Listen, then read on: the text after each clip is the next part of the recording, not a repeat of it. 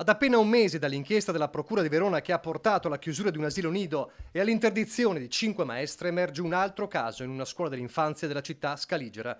È stato infatti chiesto il rinvio a giudizio per una maestra della materna accusata di aver maltrattato per quasi 2 anni i bimbi che le erano stati affidati.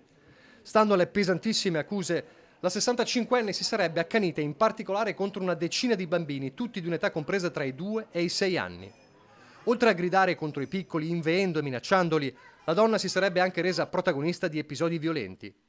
Quando un bimbo diventava ingestibile, ad esempio, secondo le indagini della procura, lo bloccava a terra e vi si sedeva sopra, oppure lo teneva fermo contro il muro con dei cuscini da palestra, o ancora lo rinchiudeva in una stanza da solo per punirlo.